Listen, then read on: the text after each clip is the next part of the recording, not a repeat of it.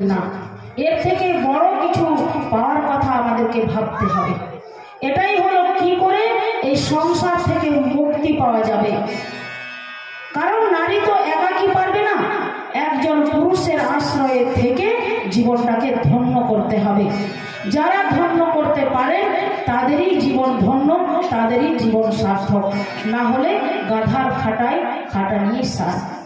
দেখুন, গাধাকে সারাদিন পরে মালিক খেতে দেয়, তাই না? সারাদিন গাধা কাজকর্ম করলো, রাত্রিবেলায় মালিক তাকে খেতে দেয়, একটা আশ্রয় দেয়। ঘোড়াকে মালিক রাত্রিবেলায় মেসেজ করে দেয়। কেন মেসেজ করে দেয়? যে আগের দিন আরো বেশি করে ছুটবে। তাহলে এত দাসিত্ব কেন? এত দাসিত্ব কেন করতে হচ্ছে? বলছেন এক জন্ম করতে হচ্ছে, করছি, আর যেন করতে না হয় সেজন্য কিছু ভজন সাধন করা উচিত।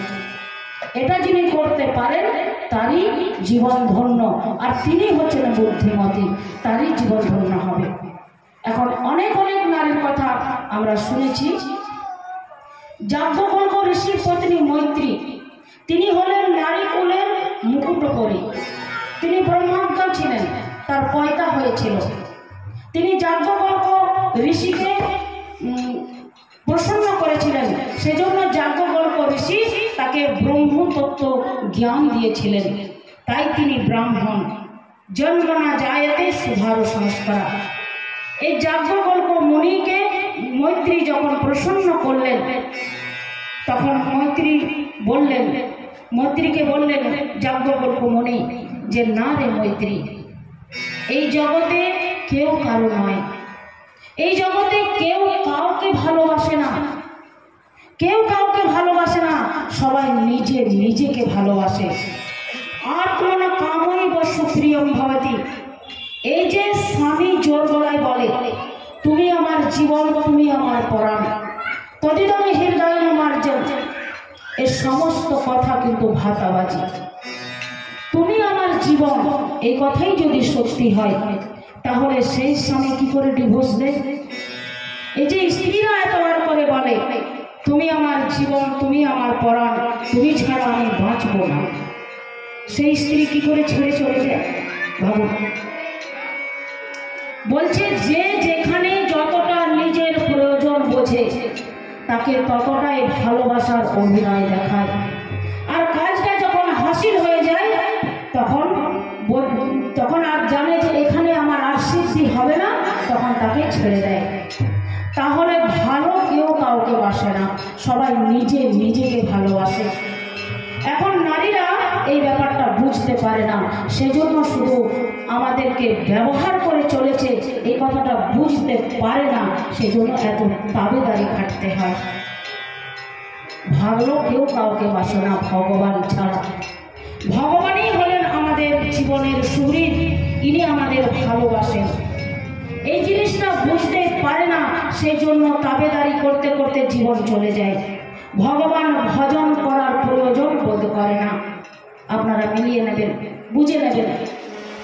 এখন দেবভূতি বলছেন যে হে স্বামী, আমার এই জন্য ভিতর থেকে কান্না আসছে যে আমি এত সুন্দর সুযোগ পেয়েছিলাম, আপনার মতো তপস্বীর সান্নিধ্য পেয়েছিলাম, কিন্তু আমি কাজে লাগাতে পারলাম না।